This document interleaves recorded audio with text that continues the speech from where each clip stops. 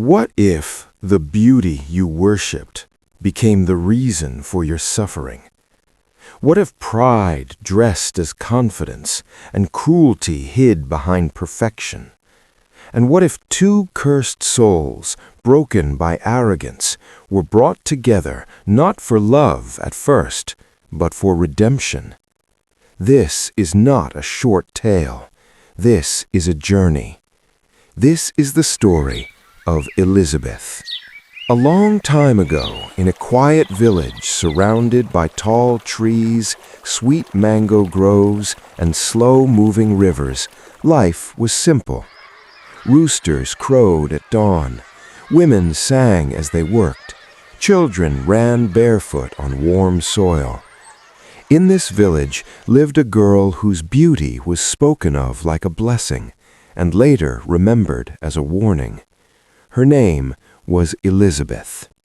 Elizabeth was the only daughter of her father, a humble farmer with rough hands, and her mother, a woman whose love was endless. They were not wealthy, but they were kind. They prayed for a child for many years, and when Elizabeth was born, they believed heaven had smiled on them. They never imagined that the same gift would one day bring pain. Elizabeth was not just beautiful, she was breathtaking. Her skin glowed like ripe palm oil under the sun. Her eyes sparkled like stars after rainfall. Her lips were full and red. Her waist was slim. Her hair was thick, long, and black like night. People whispered, the gods took their time with her. But beauty, admired too long, often forgets humility. Every morning, while the village woke to work, Elizabeth sat before her mirror.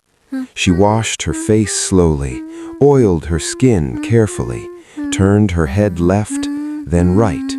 She smiled. Who is more beautiful than me? No one, not in this village, not in this world.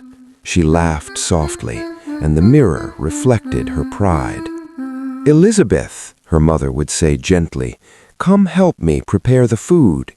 Elizabeth would snap. These hands were not made for labor. I was born to be admired, not to work like all of you. Her mother would sigh. Her father would remain silent. Love was present, but respect was missing. Although she had friends, she often failed to treat them with kindness.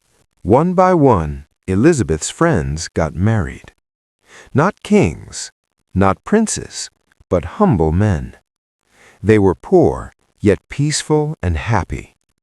Elizabeth mocked them. Love without wealth is suffering, she said. But late at night, when laughter faded, jealousy sat beside her. One busy market day, the village burst with life. Villagers were working. Voices overlapped. Villagers were selling fruits, and kids were playing in corners. Elizabeth dressed in her finest clothes and walked like royalty. She was beautiful, but proud. Then, crash! Firewood scattered. An old woman fell. It was Elder Naomi, the oldest and most respected woman in the village. Elizabeth looked at her, and instead of helping, she hissed, "Why are you standing in my way like a goat? Do you know who I am?" The market froze, and people began saying, "You should apologize to her. She is old and weak, and it was your fault, not hers." But instead of making the situation better, Elder Naomi looked up calmly and said, "Forgive me, my child. My eyes are old." Elizabeth ignored her, pushed her again, and said it was her fault for ruining her clothes and her day. With pride and shame in her eyes, she walked away. Elder Naomi was hurt. She felt deep pain. She raised her hands to the sky and said, "Elizabeth, the mirror you worship shall betray you. Your beauty shall fade until your heart learns humility." The wind stopped. Even the birds fell silent. That night, Elizabeth felt different. When she sat before the mirror, it cracked. but she ignored it, saying it was just an accident. When morning came, Elizabeth screamed.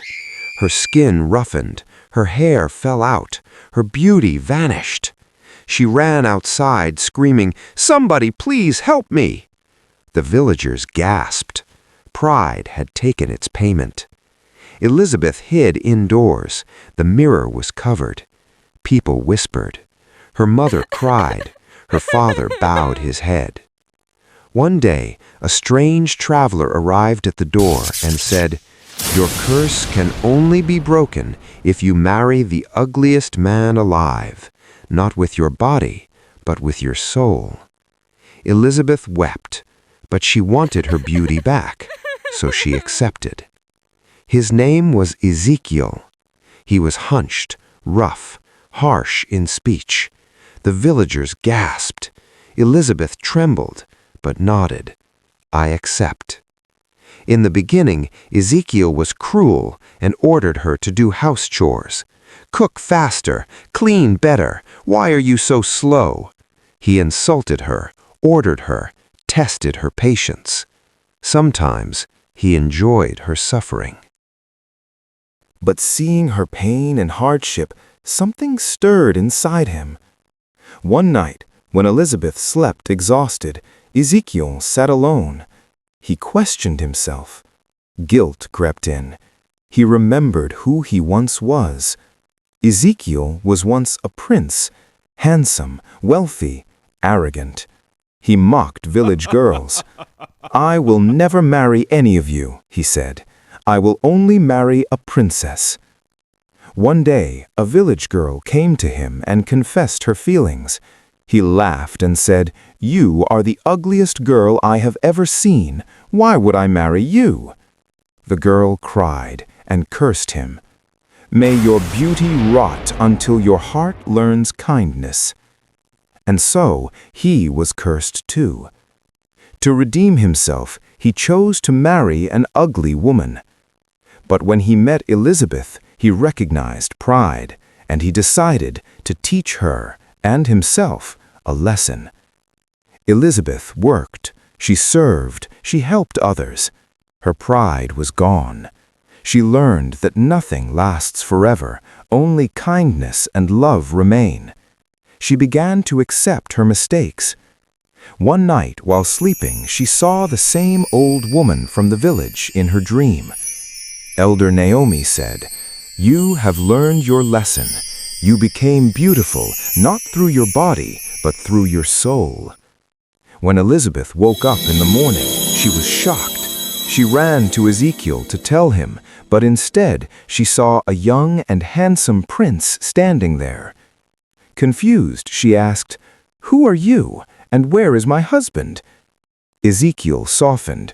He apologized and told her everything, how he was cursed, how he changed, and why he married her. Elizabeth forgave him for his behavior toward her. Both curses broke. Elizabeth became beautiful again. So did Ezekiel.